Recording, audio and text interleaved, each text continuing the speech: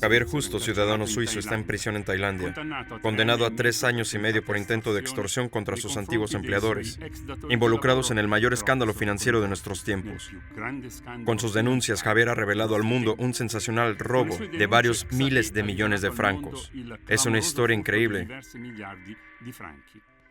que lleva al desafortunado final del Banco de la Suiza italiana.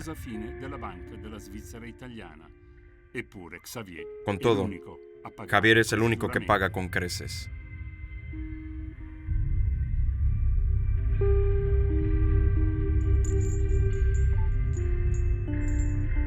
Las sombras malayas. Documental de Philippe Blanc y Aldo Sofía. È bufera sulla BSI, il Ministero Pubblico della Confederazione ha aperto una procedura penale nei confronti della Edición de Andrea Leborato.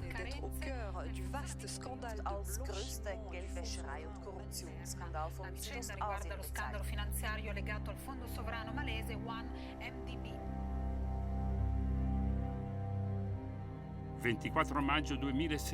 24 de mayo de 2016. El caso estalla. BCI ha violado gravemente las disposiciones legales sobre el blanqueo de capitales. Con este severo veredicto, la autoridad supervisora suiza, la FINMA, anuncia una medida sin precedentes. BCI debe desaparecer. Todo un terreno en el centro financiero del Tesino, pero el gran escándalo se extiende a 4 continentes. Un total de 3.000 a 4.000 millones de francos han desaparecido. Literalmente robados, dicen los investigadores de varios países. Blanqueo de dinero, corrupción y un enorme agujero negro que tragará al banco más antiguo del cantón del Tesino.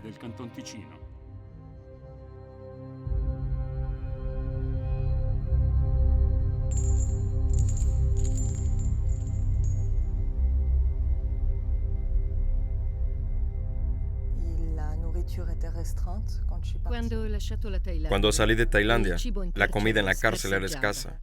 No había ventiladores a pesar del terrible calor. Incluso el agua era limitada. Los periódicos estaban prohibidos y no había posibilidad de comunicarse con el exterior.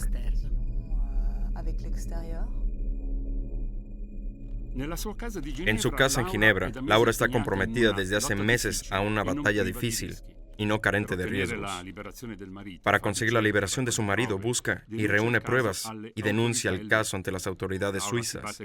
Laura lucha contra la cuestionable justicia de un país lejano, pero sobre todo contra los poderosos interesados en dejar a Javier entre las rejas.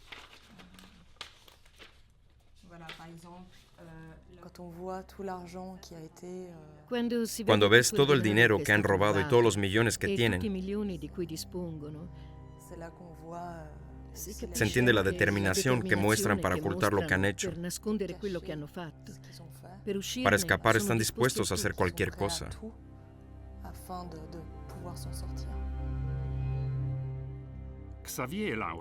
Javier y Laura son solo una pieza en esta intrincada historia que abarca varias veces al BCI. Pero ¿cómo han llegado a esta historia? Es inevitable empezar por Najib Razak, el autoritario primer ministro de Malasia. En 2009 creó el fondo 1MDB, varios miles de millones de dólares para fomentar el desarrollo económico de la nación. Deja su gestión en manos de Jolo, un astuto vástago de una rica familia malaya y amigo del hijastro del primer ministro. Él es Jolo, el director de la gran estafa, la cual comienza en Ginebra. A orillas del lago de Ginebra trabaja otro de los protagonistas de la historia, Tarek Obaid, un suizo de origen saudí, que entabla amistad con el dueño de una consultora financiera, Javier Justo.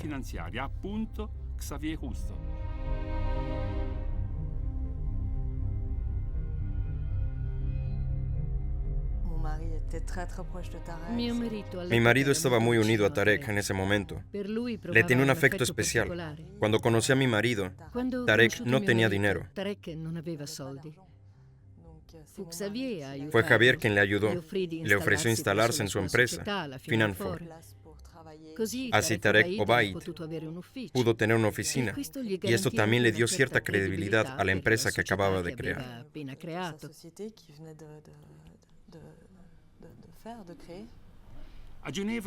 En Ginebra, Tarek abrió PetroSaudi, una pequeña empresa petrolera.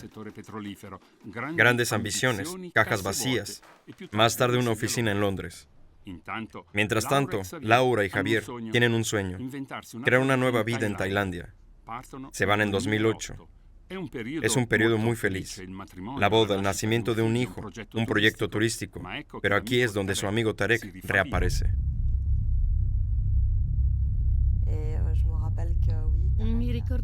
Lo recuerdo. Tarek llamó a mi marido varias veces y al principio le dijo que no quería ser su empleado. Pero su oferta de trabajo y la que le ofrecieron a mi marido era muy tentadora, incluso increíble en cuanto a salario y bonificación, y también por el nivel de nuevo negocio. Tarek insistió durante varias semanas hasta que Javier me preguntó: ¿qué te parece? Le dije que Tailandia siempre estará ahí, así que ¿por qué no ir a Londres y probar? Siempre podemos volver a Tailandia. ¿Por qué no aprovechar esta oportunidad?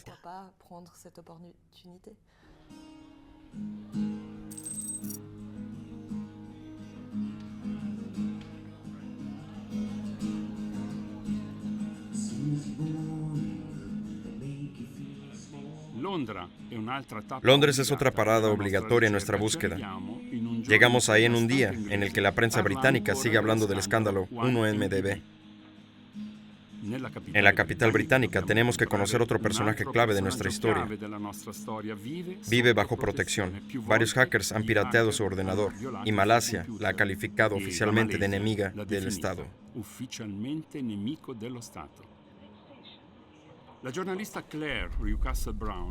La periodista Claire Rewcastle Brown nació en Malasia.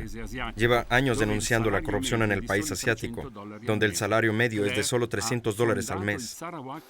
Claire fundó el Sarawak Report, cuyos artículos servirán para entender toda la estafa y la implicación del BCI en la misma. A lo largo de toda una vida política corrupta, el primer ministro Najib entendió un par de cosas: que el dinero manda, entendió que todo tiene un precio, hay que acumular una enorme cantidad de dinero para poder controlar Malasia. Se puede comprar todo lo que se quiera, la propaganda, una buena imagen de sí mismo, realmente todo. Ha invertido mucho en relaciones personales. El dinero de 1MDB ha sido utilizado para esto. Ha transferido enormes cantidades del fondo público a sus cuentas privadas. Claire nos muestra fotos de un día crucial. Septiembre de 2009. Un grupo de amigos con el primer ministro malayo Najib en un yate frente a la Costa Azul. ¿De vacaciones? Ni siquiera. Jolo estaba ahí en la fiesta. En realidad, él había organizado todo. Aquí está Tarek Obaid, el hombre de Ginebra y PetroSaudi. Estos son la hija y el hijo de Brosma y Najib. Es un círculo muy pequeño, pero todos los jugadores están ahí. Se juega una partida crucial. La reunión se organizó para concretar un contrato de empresa conjunta entre 1MDB y PetroSaudi. En pocas horas el contrato está hecho. Todos tienen mucha prisa. Del fondo malayo se van a transferir cuanto antes más de $1.000 millones a PetroSaudi, que pasa de ser una caja vacía a una caja fuerte, llena de dinero. A bordo está también el joven príncipe turquí, sexto hijo del rey de Arabia Saudita, nuevo socio del PetroSaudi. Pone su prestigioso apellido a bordo y junto a sus cómplices cobrará comisiones millonarias.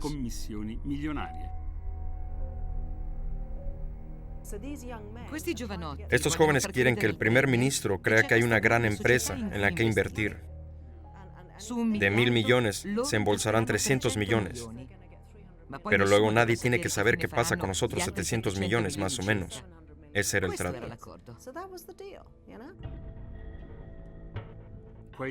Aproximadamente 700 millones ingresarían en la cuenta personal del primer ministro malayo. Mientras está todavía en la costa de Monte Carlo, Joe Lowe se pone en contacto con BCI Ginebra, como lo demuestra el correo electrónico encontrado por Claire. ¿Podría enviarme los datos de BCI de forma urgente? El cliente debe organizar la transferencia de fondos, así que ya en la tarde del 28 de septiembre están planeando el envío de los fondos a BCI. pero el camino a Ginebra está bloqueado. La filial de BCI quiere verificar los riesgos de la operación, pero no obtiene toda la documentación necesaria. Uno de sus ejecutivos ha optado por el anonimato. Nos cuenta cómo se decidió a decir no a YOLO. ¿Cómo es que ustedes en BCI Ginebra rechazan una transacción tan lucrativa de unos $1.000 millones? Fue una decisión madura de nuestro equipo, y en esas circunstancias no nos vimos obligados a notificarlo a la sede de Lugano. A fin de cuentas, no se sabía con certeza de dónde procedía y a qué se destinaba la suma. Todo el mundo estaba aquí. Había solo una razón. Había más. Por ejemplo, nos dijeron que en Asia Central habían comprado un gran terreno rico en petróleo. Incluso nos invitaron a visitarlo. Fui ahí con algunos colegas. Me encontré frente a un campo en el que solo había ovejas, pero le aseguro que no había ni una sombra de petróleo. Es decir, no era nada convincente. Entendemos que también pidió consejo a Javier Justo, su cliente que conocía bien a PetroSaudí, y también le aconsejó que lo dejara pasar. Mira, solo te diré que en Ginebra no fue solo un ejecutivo el que tomó la decisión de rechazar ese importante depósito. Todo el equipo directivo estuvo involucrado y se acordó de decir que no.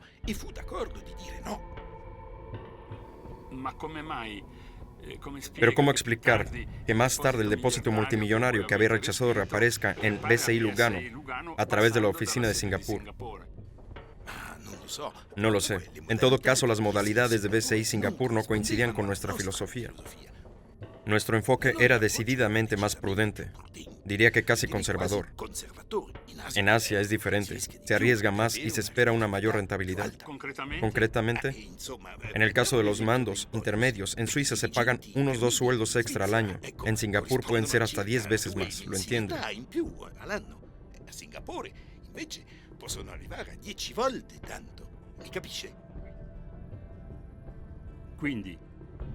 Entonces BCI Ginebra sigue escrupulosamente las normas contra el blanqueo de dinero, pero YOLO no se rinde.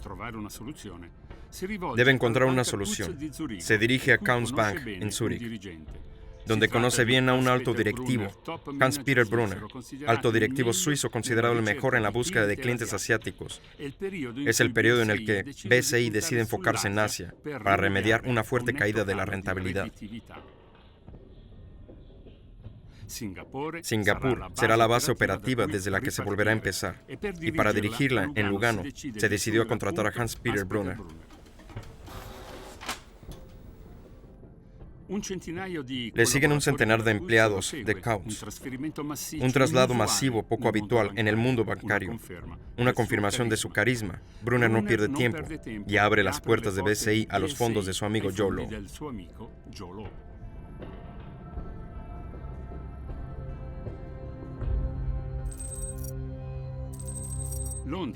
Londres, la sede de PetroSaudí. Londres, desde la primavera de 2010, Javier trabaja en PetroSaudí. No ha tenido acceso a todos los archivos de inmediato, pero poco a poco comprende que grandes sumas de dinero han pasado por PetroSaudí a desaparecer. Cuanto más trabajaba ahí, cuanto más podía ver los documentos, más se daba cuenta de la magnitud del negocio y de lo que había sucedido.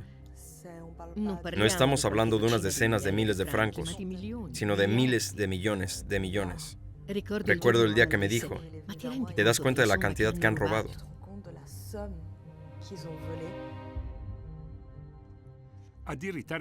Lo que más irrita a Javier es el hecho de que PetroSaudí no respeta los convenios, a menudo no recibe su salario, no hay una bonificación, paga de su propio bolsillo los 15.000 francos de alquiler al mes que debería pagar la empresa.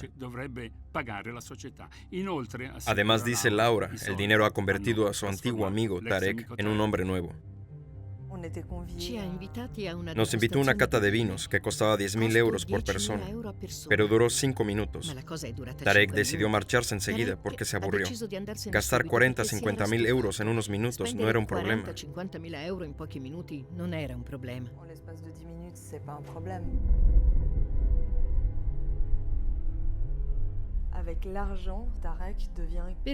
A causa del dinero, Tarek se ha convertido en una persona que se cree el rey del mundo, que piensa que puede tratar a todo el mundo como si fuera nada. Yo mismo lo vi una vez en el restaurante. Él llama a la gente de esta manera. Y Tarek, el rey del mundo, tiene una relación cada vez más difícil con Javier. Le critica en público, les habla mal a sus amigos, odia sus tatuajes, le llama loser, un perdedor. 2013, agotado, el suizo decide resignar y le pide lo que le corresponde, millones en mora. Estoy esperando que me confirmen que nuestra asociación termina hoy. Así que me voy de la oficina y también estoy esperando que me digan cómo proceder con mi indemnización atentamente. Lo escribió mi marido a Tarek, que le responde: aquí está, imbécil. Es bueno ser la gran voz, pero ahora la cosa explota. Una palabra de esto y tú y yo hemos terminado. Dijo, hemos terminado. Sí, en el sentido de que se acabó, es el fin. Es el fin no solo de su relación. No, creo que mucho más. A estas alturas, Javier es considerado un problema por PetroSaudí. Pasamos a la confrontación y el suizo piensa que tiene que protegerse. Para protegerse de todas las amenazas de Tarek, mi marido hace una copia del servidor de PetroSaudí.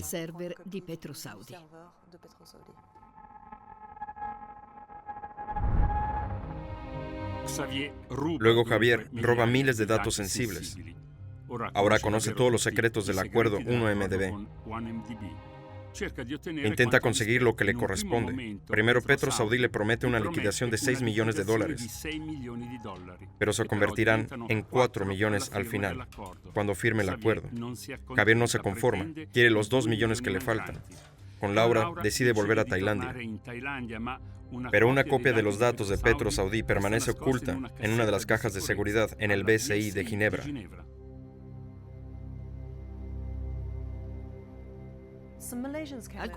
Algunos malayos vinieron a Londres y por supuesto les pregunté si tenían alguna noticia sobre el 1MDB. Respondieron, sí. Alguien está tratando de acercarse a algunas personas de la oposición y tendrían algunos datos interesantes. Mira, tenemos algunos. Échale un vistazo. Yo había estudiado el caso en profundidad. Podía ver si los documentos eran auténticos. Y los que tenían delante de mí eran demasiado precisos para ser falsos. Pero los malayos me dijeron, está pidiendo mucho dinero.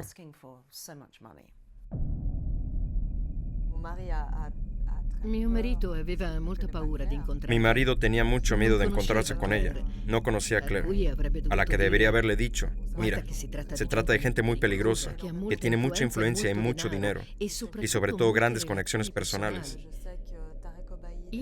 Sé que Tarek Obaid hizo seguir a mi esposo a Tailandia. Obtuvo registros telefónicos de Javier de una empresa de espionaje. Tenía sus registros telefónicos. Lo sabía todo. Quién le llamaba y cuándo.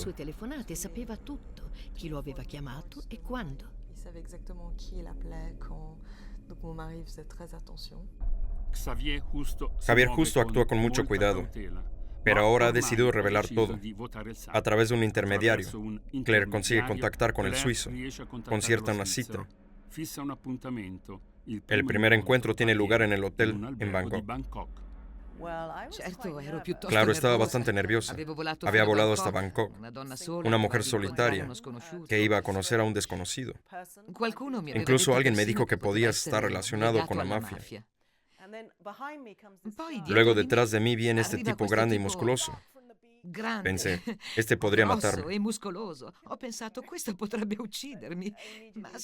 Pero enseguida fue muy educado.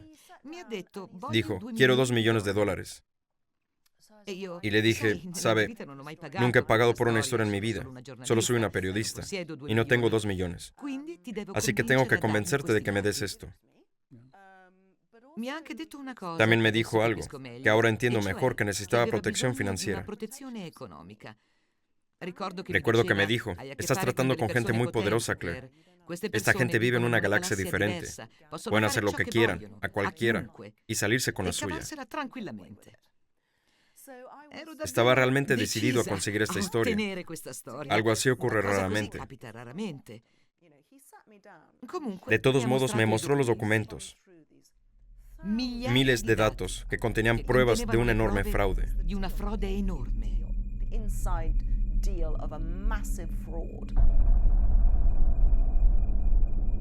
En más de 250.000 correos electrónicos está toda la historia. El periodista busca a alguien que pueda satisfacer la demanda de los suizos y lo encuentra. Es Tong Goi-on, un magnate editorial malayo cercano a la oposición.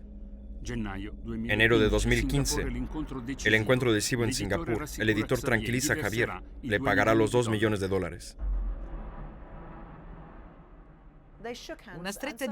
Un apretón de manos y Javier dijo, eres un caballero y tengo los discos duros conmigo. Pero el editor nunca le pagó. Creo que Tong realmente quería pagarle. Pero en Malasia te pueden procesar por delitos que no existían al día anterior. Y el editor podría ser acusado de cualquier cosa. Este miedo le detuvo, incluso viendo los ataques que sufría.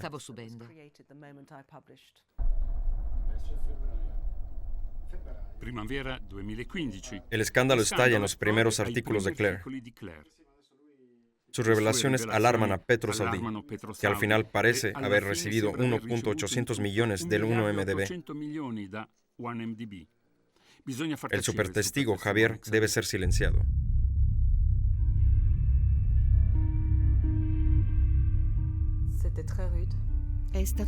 Fue todo muy duro. Una docena de policías entraron, revisaron nuestra casa, confiscaron todos nuestros ordenadores, todas nuestras tabletas, todos nuestros teléfonos. Lo metieron en una celda local durante un día y luego lo llevaron en avión a la capital. 24 horas después estaba en una prisión en Bangkok.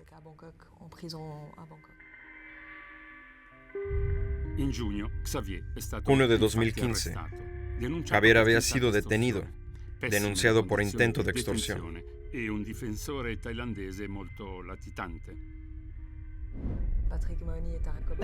Patrick Mahony y Tariq Ubaid lo tenían todo planeado para meter a mi marido entre los peores delincuentes, un peligroso criminal.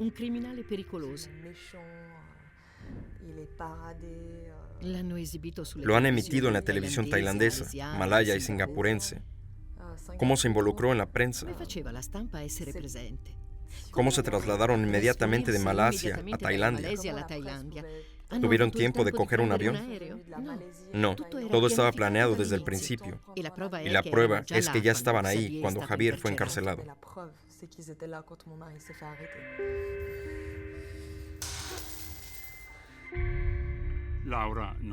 Laura no tiene ninguna duda.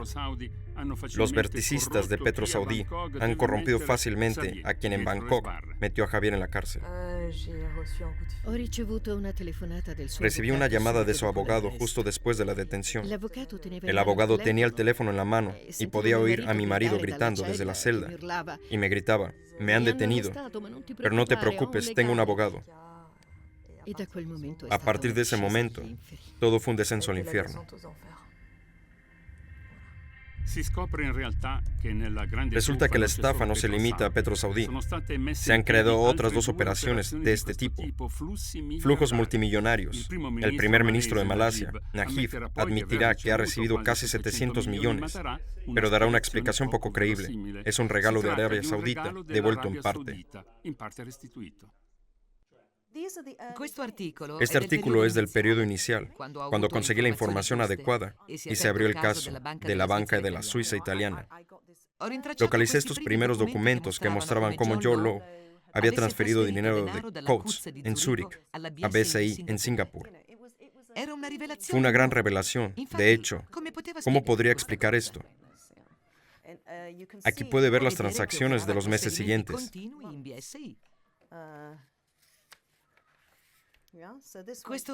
Este depósito comenzó desde Coates en Zúrich a BCI en Singapur con 7 transacciones sucesivas. Desde junio de 2011, transfirió $528 millones de los famosos 700 millones, que son el dinero robado.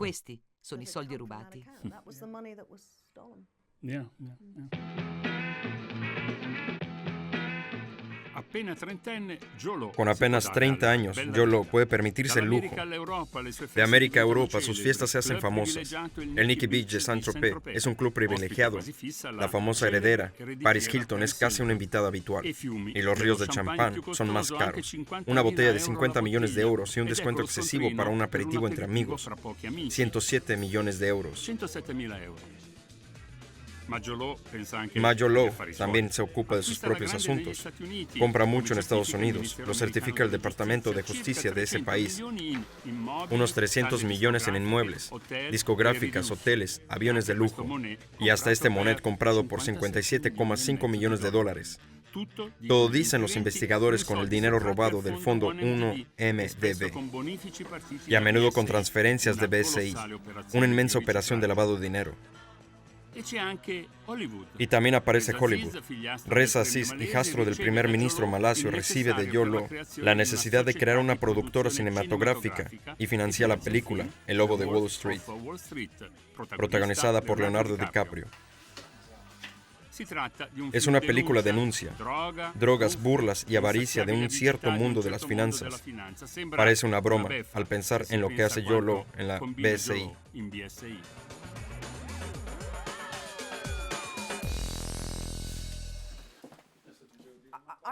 Ho visto la lista delle sue società. Vi la lista de sus empresas abiertas en BCI en Singapur.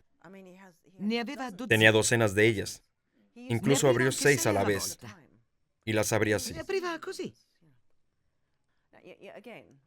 Se la BCI Si BCI tenía un cliente que abría infinidad de empresas y en muchas de ellas no había nada, pues seguro que el banco tenía recursos para darse cuenta de estas rarezas y ver que operaba con transferencias continuas en BCI.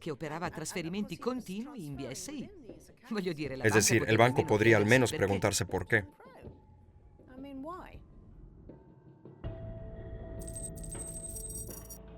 Aeropuerto Internacional X.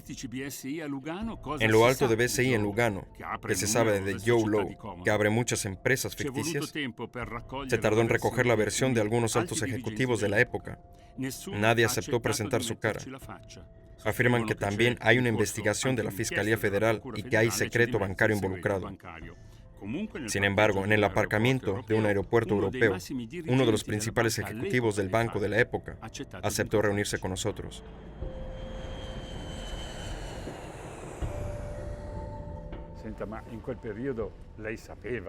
¿Conoce a Yolo? Créeme, hasta noviembre de 2014 ni siquiera sabía exactamente quién era el tal Yolo. Solo sabía que había un cliente rico que había introducido el 1MDB en el banco, pero sabía que Hans-Peter Brunner lo conocía muy bien. Un día un colega me muestra un periódico y me dice, mira, este es el cliente malayo que nos trajo el 1MDB. Era una foto de Yolo con Paris Hilton. Así que en el siguiente consejo de administración pedí información sobre el tal Yolo. Entonces tenía alguna duda. Por supuesto, ya conocía las comisiones especialmente elevadas que este operador pagaba a nuestro banco. Tengo que decir que alguien se preguntó por qué las comisiones a nuestro favor eran tan altas y si no había procedimientos sospechosos, sino ilegales detrás de esto.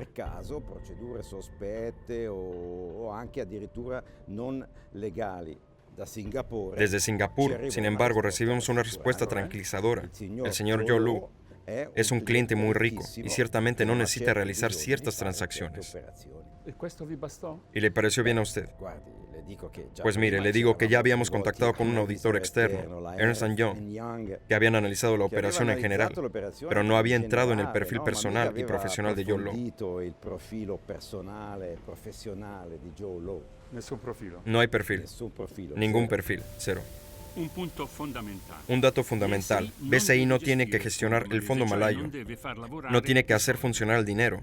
Es solo un banco depositario. Pero solo por guardarlo recibe una comisión de 2%, que es 40 veces más de lo que normalmente se exige. El beneficio de BCI es anormal. ¿Por qué Yolo es tan generoso? ¿Quiere menos control de BCI? Lo más extraordinario en este caso Yo diría que los elementos extraordinarios aquí son las cantidades de dinero y el hecho de que todas las personas, ya sean bancos, ya sean individuos que participaron en este lavado de dinero, todos recibieron sumas astronómicas. Abbiano ricevuto somme di denaro astronomiche. El abogado Emanuel Stauffer sabe de lo que habla. Ha accedido a hablar por primera vez y públicamente sobre el asunto que conoce bien. En febrero de 2016, Stauffer fue contratado por BCI como jefe del departamento jurídico, pero unos meses antes, el Banco de Lugano le había encargado una evaluación externa e independiente. Stauffer entró en las oficinas de Lugano y Singapur, tuvo acceso a todos los documentos y recompuso las piezas de la historia. Su informe, que también acabó sobre la mesa de la autoridad supervisora, es muy riguroso. Pero si un tipo como yo abre un centenar de cuentas, ¿no salta inmediatamente la alarma?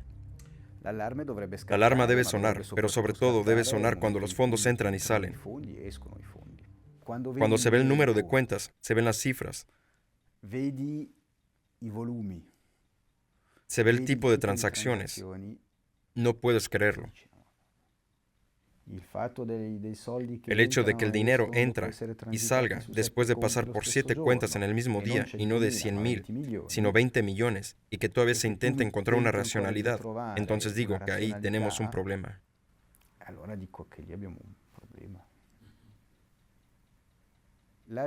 Esta era probablemente la principal llamada de atención que tenían que sonar, pero sobre todo tenían que despertar de alguna manera las conciencias. Questo era probabilmente il campanello d'allarme principale che doveva suonare, ma soprattutto doveva in qualche modo risvegliare le coscienze. Porque el servicio prestado por el banco está muy bien remunerado. Y alguien nos dijo, porque es un mercado libre. Esa puede ser una respuesta, pero quizás no sea la respuesta correcta. Cuando hablamos de reciclaje, hablamos de gestión de riesgos. El criterio no es tanto el de no saber, es también el de no preocuparse lo suficiente, no hacer. Por interés, por conveniencia, el no mirar en profundidad, el no examinar ciertas situaciones en profundidad y de forma crítica. Determinate situazioni.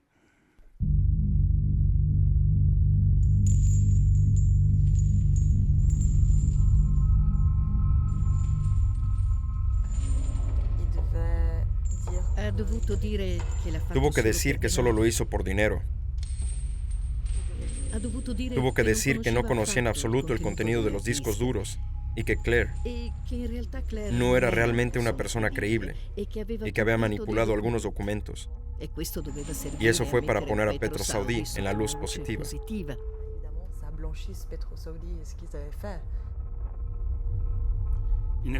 De hecho, en la prisión de Bangkok, Xavier Justo se derrumbó.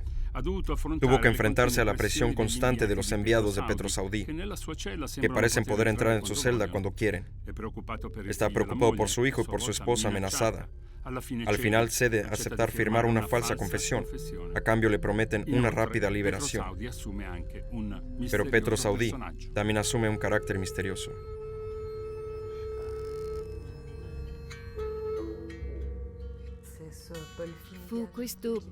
Fue este Paul Finnegan quien se puso en contacto conmigo. Al principio ni siquiera usaba su nombre real. Primero se hacía llamar Paul Brown. Luego cambió su nombre a Paul Scott. Me llamó y me dijo que sabía que mi marido tenía otros documentos, otras copias, y que los había escondido en BCI en Ginebra. Me ordenó que los devolviera porque pertenecían a PetroSaudi. Le dije que no me fiaba de ellos y me preguntó que qué quería. Le dije, quiero hablar con mi marido. Si no, no voy a hacer nada. Aceptó.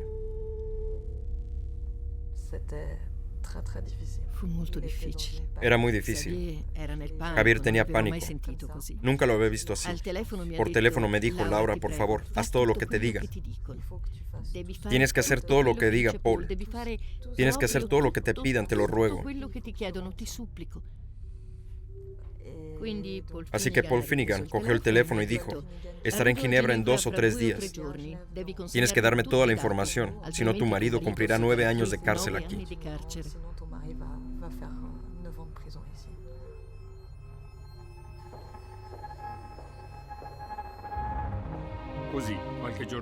Unos días después, Laura se pone en contacto con la sucursal de BCI en Ginebra. Se dirige a la zona de cajas de seguridad, vacía en la que su marido había escondido otras copias de los discos duros con los secretos de 1MDB y Petro Saudi, y que ahora debe entregar a Paul Finnegan.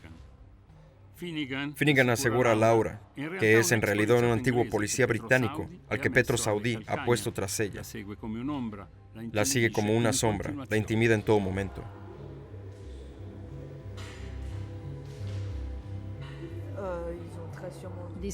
Seguramente le dijeron a Javier que si no lograba convencerme y si no entregaba los papeles, le pasaría lo peor.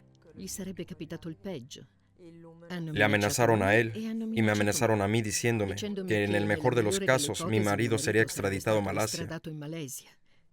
Repito, en el mejor de los casos. Me amenazaron diciéndome que habían intentado envenenarlo, matarlo.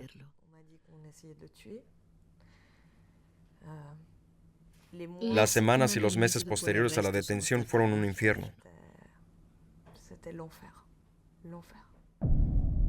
El director de Petro Saudi que más intenta convencer a Laura para que coopere sería Patrick Mahoney, director de la empresa, un papel que iría mucho más allá de la mera presión.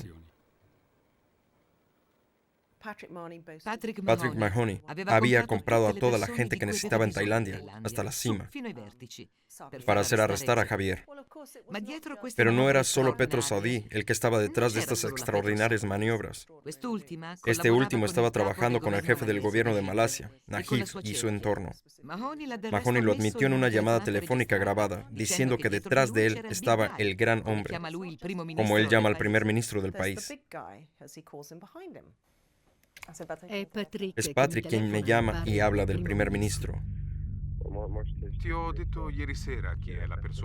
Anoche le dije quién es la persona que puede controlar todo esto. Lo veré muy pronto. Por el momento tiene mucho miedo de que Javier vuelva a su decisión y niegue todo, diciendo que se han hecho cosas sucias. Esa es su posición y todavía tiene miedo de eso. Este hombre sigue estresado. Es su carrera política la que está en peligro. Eso es todo lo que piensa, nada más. Recuerde, todos tenemos problemas. Javier está en la cárcel. Tú estás sola con tu hijo. Te vi el otro día y te dije que estoy preocupado por ti. Pero también tengo un problema. Hay un montón de gente que está en peligro. El primer ministro de un país también, porque lo han involucrado. No lo olvide.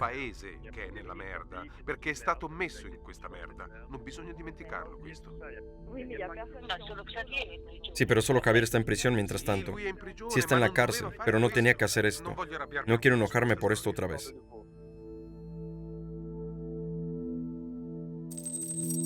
Kuala Lumpur, Malasia.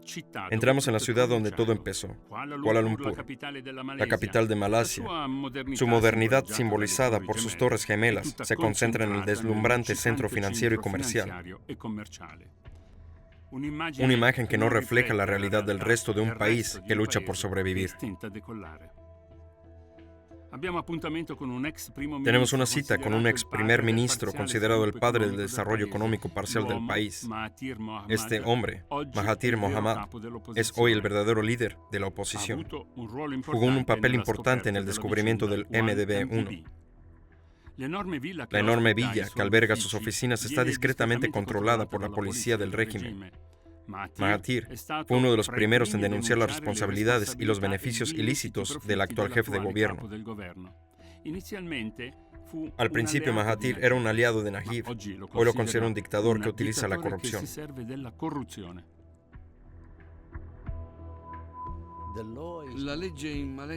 La ley en Malasia hoy no existe. La ley no puede funcionar. El jefe de gobierno tiene un control total sobre la policía y el fiscal general. Las investigaciones se bloquean o cuando se hacen se ocultan los resultados. Lo controla todo. Creo que el primer ministro intenta hacerse amigo de los entornos más influyentes a base de dinero. Piensa que si le pasa algo, le protegerán.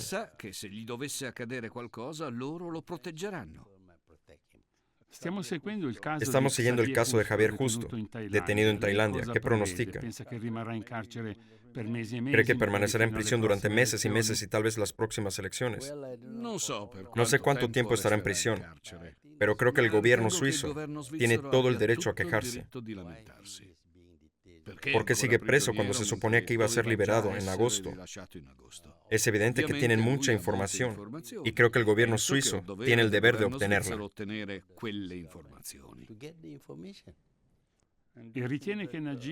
¿Y crees que Najib es lo suficientemente fuerte como para pedir a Tailandia que extradite a Javier justo aquí en Malasia?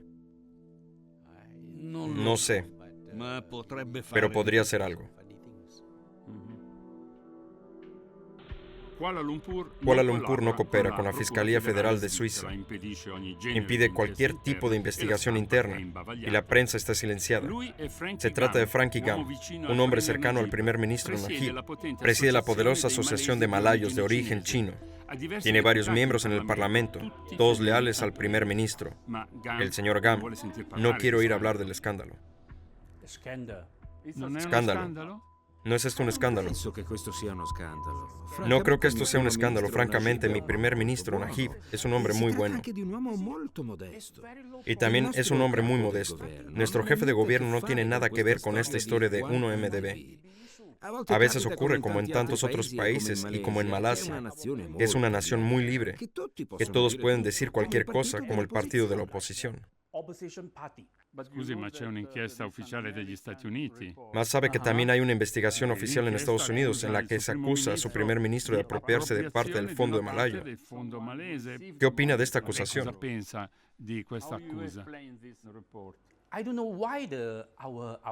No sé por qué. No puedo explicar este informe americano. Pero nuestra investigación ha demostrado que no se encontró nada que estuviera directamente relacionado con nuestro primer ministro. ¿Conoce el nombre de Joe Lo? ¿Joe Lo?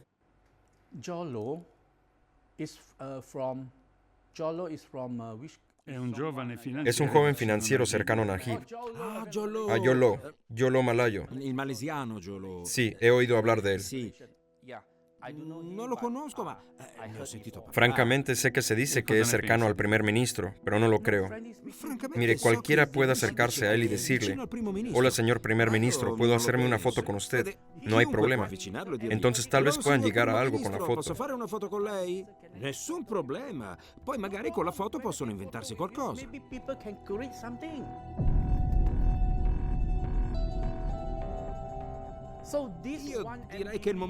Yo diría que es hora de acabar con este asunto del 1MDB. Es necesario acabar con ello. Solo hay que hablar de ello. ¿Dónde estamos ahora? Estamos frente a una de las obras de 1MDB, un proyecto de centro financiero. En Kuala Lumpur, un colega local nos lleva a un lugar simbólico del escándalo. En este lugar, 1MDB iba a construir un nuevo centro financiero, pero todo estaba bloqueado desde hace años. También porque entre grandes robos e inversiones equivocadas, 1MDB ha acumulado deudas de 11.000 millones de dólares. Además del desarrollo económico, en cambio, el Estado se ve obligado a hacer grandes recortes en los servicios sociales y el astillero se ha vendido a los chinos. Los bancos suizos deberían tener una parte de responsabilidad porque los bancos tienen que averiguar el origen del dinero. Todos conocen el problema del blanqueo de dinero. Deberían ser muy cuidadosos, pero aparentemente no han actuado con la prudencia que se espera de un banco. El primer ministro robó el dinero. Si es dinero robado y sabemos a quién se lo robaron, creo que debería devolverse al pueblo, al propietario original. No creo que deban devolvérselo al primer ministro o al gobierno actual, porque ellos son los delincuentes implicados.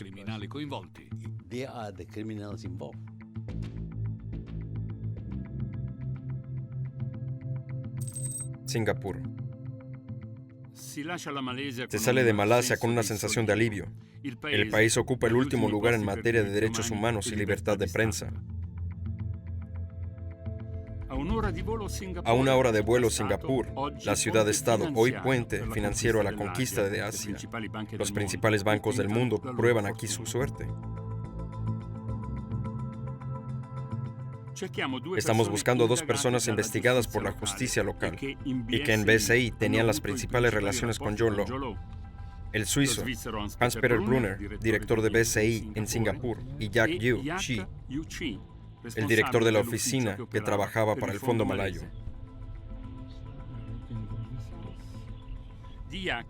Tenemos la foto de su casa de campo, no muy lejos del centro de la ciudad. Es esta, sí, esta es. Sí, es esta. Oh, sí, es esta. Sí, è proprio questa.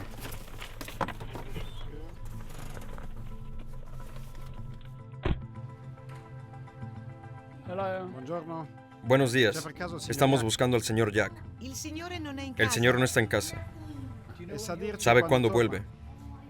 No lo sé. No ha dicho nada. Tal vez después del almuerzo. Después de comer o por la tarde. Tal vez más tarde. Tarde por la tarde, sí. No hay nadie por aquí. Lo intentaremos más tarde. También estamos interesados en hablar con Jack. Jack está siendo investigado hoy en Singapur, pero hace unos años Alfredo Gysi, durante mucho tiempo número 1 de BCI Lugano, le dirigió la famosa y controvertida carta en la que le agradecía sus excelentes resultados, que valdrán un bono de 19 millones. Nuestro segundo objetivo es el director suizo, Hans-Peter Brunner. Bajo su dirección, BCI Singapur ha conseguido excelentes resultados. Una estrategia agresiva, muchos nuevos clientes asiáticos, beneficios que han aumentado considerablemente una plantilla de hasta 250 personas. El nuevo El Dorado para el Banco de Lugano. Pero el Dorado se rompe. Incluso después de las revelaciones periodísticas, agentes de la MAS, la Autoridad Monetaria de Singapur, investigan durante semanas en BCI y al final hablan del desprecio flagrante y deliberado de la normativa por parte del banco. Retirada de la licencia para operar y cierre del instituto en Singapur. Hans-Peter Brunner está siendo investigado por la MAS y también por la Autoridad Supervisora Suiza. Ya habíamos intentado contactar con él a través de su abogado. Diga. Sí, buenos días, señor Hafner. Buenos días. Mi nombre es Aldo Sofía. Le llamo en nombre de la radio y televisión suiza italiana. Sí. Me preguntaba si podría ayudarnos a contactar con su cliente, el señor Brunner. No creo que hable con los periodistas por el momento. Pero hay alguna razón concreta. La investigación está en curso, así que no hay comentarios que hacer. Por eso es mejor que no hable.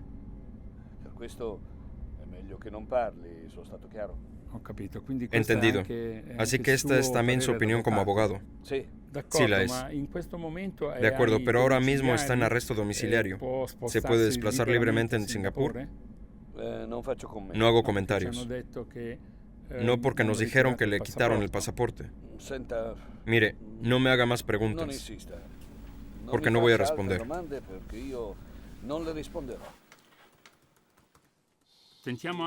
Vamos a probar con el correo electrónico.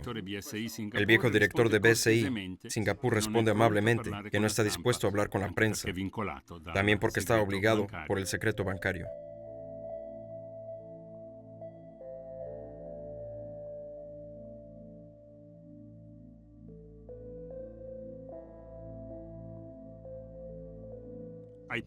Incluso en la sede de BCI, hay alguien que piensa que ha creado un banco en el banco. Brunner también conocía bien a John Law, así como a los colaboradores que le habían seguido y que trataban directamente e ilegalmente con John Law. Es posible que todo se le haya escapado. Este es nuestro último intento de llegar al señor Jack. Sabemos que, pillado en infraganti, Jack habría cooperado parcialmente con la justicia, admitiendo cierta responsabilidad y estaría dispuesto a devolver $7,5 millones.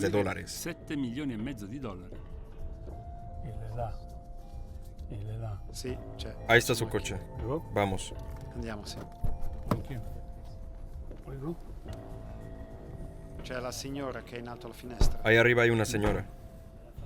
Buonasera, ¿si ricorda di noi? Buenas noches, ¿se acuerda de nosotros? Sì, ancora non è Ah, in sí, casa. todavía no está en casa. Possiamo parlare col signor Jack? Podemos Non hablar con el ancora, señor mi Jack. spiace. Todavía no lo Ma siento. abbiamo visto la signora sul piano. Hemos di visto a una señora arriba. Aspettate un attimo. Esperen un minuto. Da dove venite? ¿De dónde son ustedes? Dalla Svizzera. De Suiza. Switzerland. Svizzera? Yeah. Oh, il signore non El è señor in no está en casa. casa. Mr. Jack? ¿El señor Jack? Il signor Jack non c'è. El señor Jack no está Ma è aquí. in casa? I signori Pero non está en sono casa. in casa. Los señores no están en Per casa, favore. por favor. Nessuno verrà. Abbiamo insistito. Nadie vendrá. è rientrata, ha parlato Insistimos. con qualcuno, Ella volvió, habló con alguien. è tornata, Volvió, dijo que la habían regañado. Seguramente la criada le habría avisado de que pasamos por aquí durante el día, ya 3 veces. Y ahora también han apagado las luces. Nos quedamos hasta la noche. La espera fue inútil.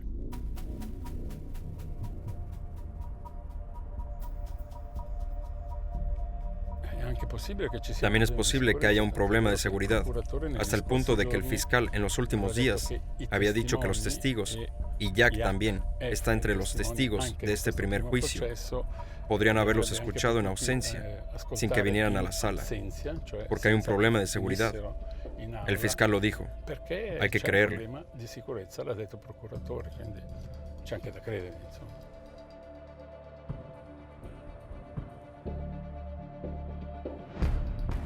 Ni siquiera en BCI Singapur se han utilizado los controles internos para descubrir las maniobras ilegales de Jho-Low y sus cómplices dentro del banco. No obstante, la autoridad supervisora suiza, FINMA, no está satisfecha con las medidas contra el riesgo que el banco afirma haber reforzado y le ordena que haga más.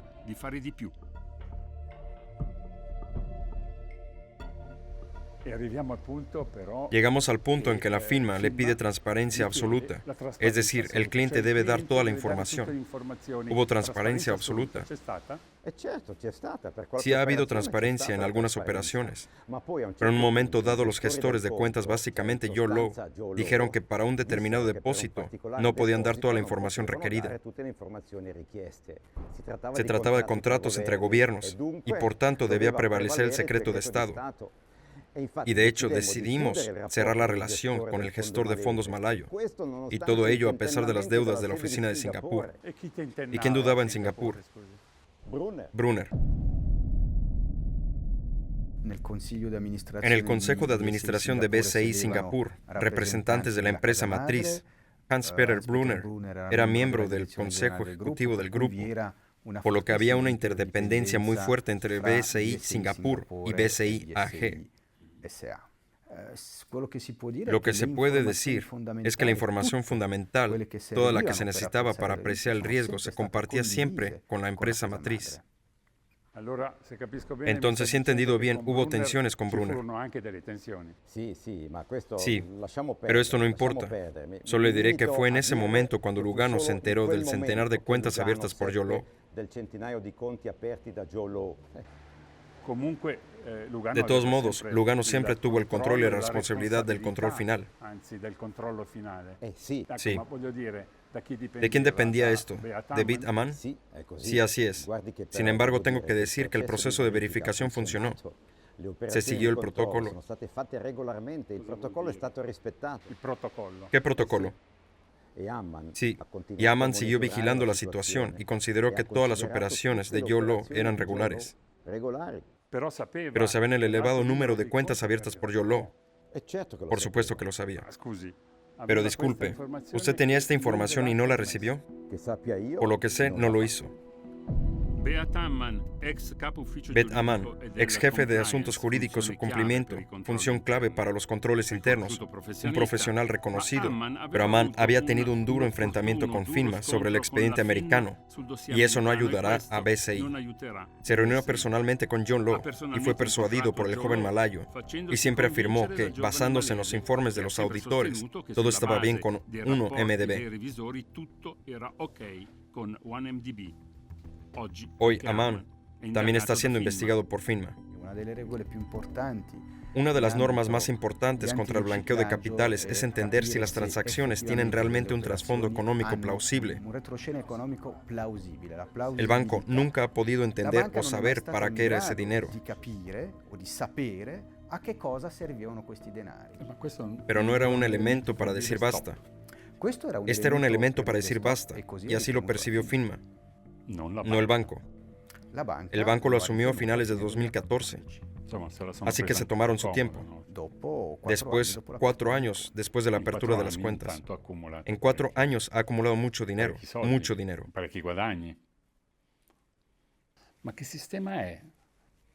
¿Qué tipo de sistema es el que crea un banco que luego hace desaparecer todo esto? Pues no solo somos pocos, sino que estamos un poco más allá. Estas fueron las conclusiones de FINMA. ¿Qué comparte usted?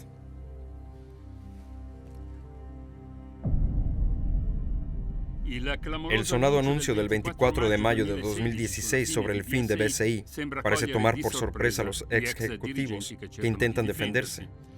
El banco cuestiona la forma y en parte el fondo de la intervención de la autoridad supervisora. Pasan semanas dramáticas. Una grave crisis de liquidez, la huida de muchos clientes con una pérdida relativa de más de 10.000 millones, más la incautación de 95 millones por sospechas de ganancias en supercomisiones. El último acto de una de las páginas más vergonzosas de la corrupción política financiera. No es de extrañar que el mínimo común denominador de todo el escándalo del 1MDB haya sido sin duda la avaricia. Fue el dinero lo que, para bien o para mal, ha hecho que el sistema bancario internacional fracase completamente. En su conjunto, en la lucha contra el blanqueo de dinero, en este caso en concreto. Y así de nuevo, es el dinero, es la cantidad de dinero disponible para todos los que ha permitido, lo que ha permitido que un robo de esta magnitud tenga éxito.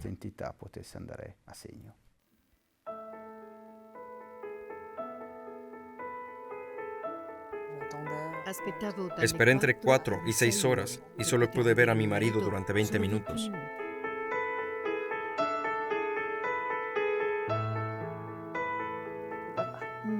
No podía hablar. Cuando le mostré la foto de nuestro hijo, no podía decir nada. Era demasiado duro para él. No ha visto a su hijo desde hace más de 1 año.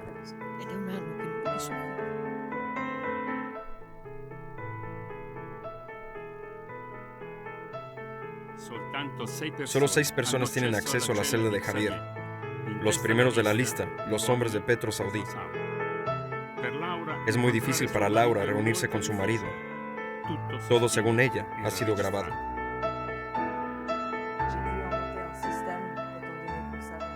Al saber que Petro Saudí recibía todas las grabaciones de nuestras conversaciones en la cárcel, se me ocurrió una idea, hablar con Javier por el intercomunicador sobre cualquier tema, de modo que Petro Saudí se sintiera satisfecho de escuchar algo.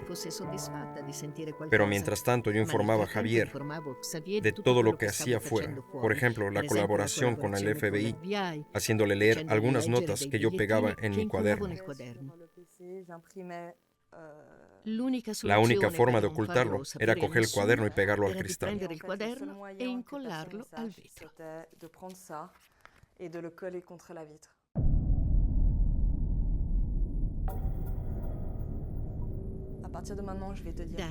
A partir de ahora le diré todo lo que hago y todo lo que tenemos que hacer. Destrozaré Tailandia, pero tenemos que hacer ver que me quedo ahí. El estado cada vez más crítico de mi marido y las últimas amenazas que he recibido, especialmente contra mi hijo, me han llevado a decir basta.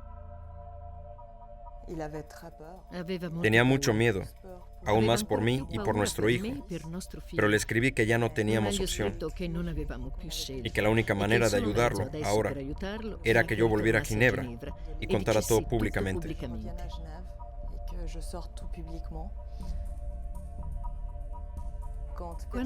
Cuando Petro Saudí comprendió que iba a hablar con la prensa, envió un amigo en común que vive en Ginebra para decirme que si hablaba esperaba que mi marido y yo no sufriéramos represalias.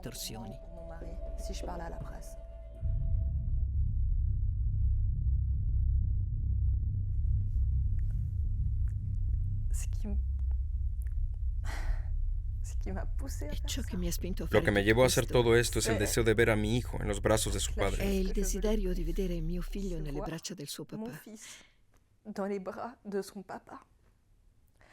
Parce que mon mari est le meilleur homme que je connais. Porque mi marido es el mejor hombre que conozco, el mejor padre que conozco. No es un criminal, al contrario de lo que Petro Saudí ha querido hacer creer. Si lucho es para que mi hijo recupere a su padre y yo a mi marido. Así que cada mañana me digo a mí misma, levántate y brilla hasta el día que esto se termine.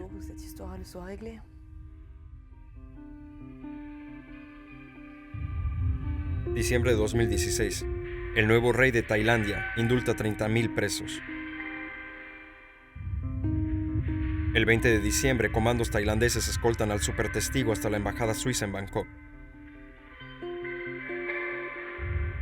El 21 de diciembre, Javier Justo vuelve a abrazar a su familia.